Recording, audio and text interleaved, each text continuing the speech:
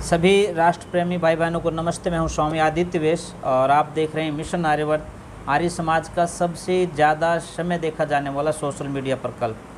पिछले दिनों हम आपके लिए एक वीडियो लेकर के आए थे करनाल से माता जी की, और उन्होंने बताया था कि वो किस प्रकार जो है अलग अलग जगह जा कर के बच्चों को संस्कार जो है देने का काम कर रहे हैं, और ख़ास करके जो महिलाएं गर्भवती हैं उनको कोई विशेष संस्कार करवा करके संतान का निर्माण अच्छा हो, उसके ऊपर वो बड़ा काम कर रहे हैं। आज हमारे साथ एक माता जी और हैं, उनसे अनुभव जानेंगे कि जैसे माता जी वो संस्कार करवाते हैं उनका क्या प्रभाव पड़ता है, क्या नहीं पड़ता है, वो उनकी जुबानी होगी। हमारे साथ माता जी हैं मधु भंडारी जी। माता जी आपका बहुत बहुत स्वागत है। और आपसे मैं ये जानना चाहूँगा, पहले तो आप अपना थोड़ा सा परिचय दे दें। आप कहाँ से हैं? मैं वैसे तो बचपन से जलंधर में रही हूँ। हाँ जी। हाँ, मेरे को अपने माता पिता के बारे में कुछ नहीं पता था।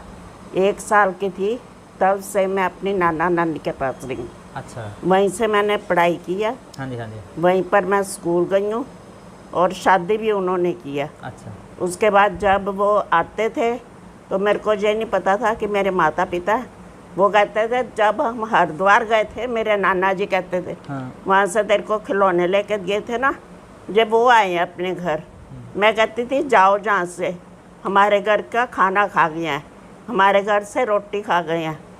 उनको मैं पसंद नहीं करती थी। अच्छा। और बाद में जब मेरे को पता लगा जवानी में जाके कि मेरे माता पिता, फिर मेरे को बहुत ज़्यादा प्यार था उनके साथ। और उसके बाद मेरी शादी भी मेरे नाना नानी जी ने की है, और नकोदर के पास महतपुर है, वहाँ पर मेरी शादी हुई है।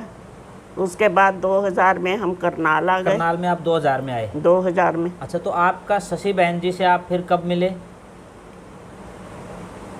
2003-04 में मिल गए के गए। आसपास। 2003-04 का मतलब तो ये हो गया कि लगभग 18-20 साल पहले 18-20 साल पहले मिल गए थे। तो शशि बहन जी आपके संपर्क में आए, तो आप आर्य समाज में जाते थे पहले?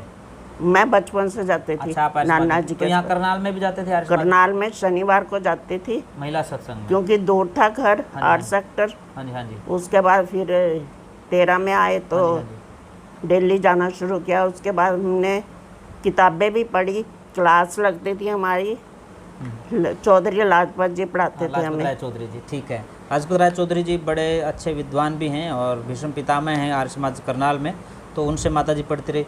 तो आप शशि बहन जी आपसे मिले और उन्होंने आपकी पुत्र वधू के जो है संस्कार करवाए, तो तकरीबन सारे संस्कार करवाए। तो उसका क्या लगा आपको? मतलब उसके बाद मेरे को सबसे बड़ी बात ये लगी कि जब बच्चा पैदा हुआ, एक तो नॉर्मल हुआ, नॉर्मल डिलीवरी, और डॉक्टर ने मना कर दिया था कि इसका वो ऑपरेशन कराना पड़ेगा। अच्छा। पर मेरे को था कि ये ऑपरेशन के बिना पैदा होगा। हाँ जी। हाँ जी। उसके बाद जब थोड़ा बड़ा हुआ 2-3 महीने का, तो उसको कभी हमने गोदी में नहीं उठाया। वो हमेशा खेलता रहता था और खुश रहता था। अच्छा, तो ठीक, खुश रहता था, खेलता रहता था, ये तो ठीक है। उसके बाद उसकी पढ़ाई कैसी रही? पढ़ाई अच्छी चल रही है। आप लोगों के साथ व्यवहार कैसा रहा, इसके बारे में थोड़ा बताओ। बहुत अच्छा है, कहा मानता है। अच्छा। अब 11वीं क्लास में हो गया वो। अच्छा। अच्छे नंबरों से 10th में पास हुआ है। अच्छा। और देखो अब क्या लगता है, वो और बनता बच्चों से थोड़ा अलग है? वो अलग है। करनाल में कहते हैं कि माता जी ने बहुत ज़्यादा अलग है। 1500 घरों में जो है ना उन्होंने संस्कार करवाए हैं शशि जी ने। तो क्या लगता है कि वो बच्चे और बच्चों से थोड़े अलग होंगे क्या? बहुत अलग है। अच्छा। हाँ। तो मधु माता जी बता रही हैं कि उनका बच्चा जो है वो औरों से अलग है। तो आपको क्या लगता है, आप क्या चाहेंगे कि जो और लोग हैं जो आर्य समाज से नहीं जुड़े भले ही, परंतु जो सनातन परंपरा में विश्वास रखते हैं, वो उन लोगों को भी इस तरह के संस्कार करवाने चाहिए कि नहीं करवाना चाहिए? जरूर करवाना चाहिए।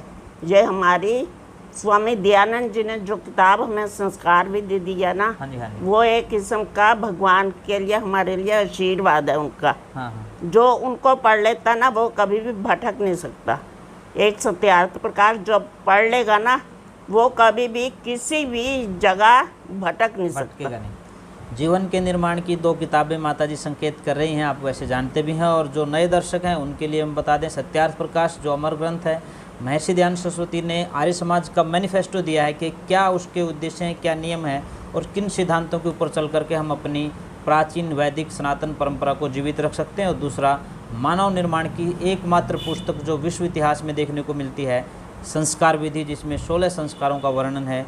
जन्म से पहले भी और मृत्यु तक, अंतिम संस्कार तक जो है उसमें व्याख्याएं हैं और किस प्रकार किस संस्कार को करना चाहिए वो सारी विधि उसमें दी है। माता जी, आप आज कार्यक्रम में रहे, आपका बहुत बहुत धन्यवाद। उससे पहले कि मैं धन्यवाद करूं, क्या आपने ये जो अनुभव सुनाए हैं कभी किसी पत्रिका में, किसी समाचार पत्र में छपे हों, ये और बताएं फिर मैं। मेरा वो परोपकारिणी में आया था जो लेख। अच्छा। तो जिनको मेरा वो पता था, फ़ोन नंबर वगैरह, उनके नंबर फ़ोन भी आए। और एक पत्र भी मेरे पास अभी तक पड़ा है। वो आए साल मेरे को एक पत्र भेजता था, नाम तो मैं भूल गई उसका। हाँ जी, हाँ जी। और वानप्रस्थ आश्रम से आता था। रोजड़ से नहीं, जहाँ हरिद्वार के पास है जो। अच्छा अच्छा, हरिद्वार में जो ज्वालापुर से तो आए साल आता था। अच्छा अच्छा, अब नहीं आता। माता जी का जो परोपकारिणी सभा है, उसका जो अखबार है, उसका जो पत्र है, परोपकारी जो पत्रिका है, उसमें उनके अनुभव भी छपे हैं। तो एक विशेष बात जो है माता जी ने बताई कि किस प्रकार का प्रभाव पड़ता है बच्चों के ऊपर इन संस्कारों का।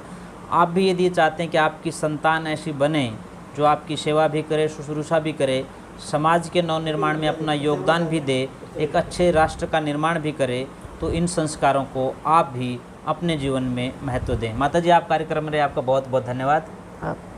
बहुत बहुत धन्यवाद। आप जुड़े रहिए मिशन आर्यवर्त से और इस वीडियो को ज़्यादा से ज़्यादा शेयर करें ताकि अन्य माताएं भी धर्म के वास्तविक स्वरूप को समझते हुए सनातन परंपरा का हिस्सा बन सकें। धन्यवाद। नमस्ते।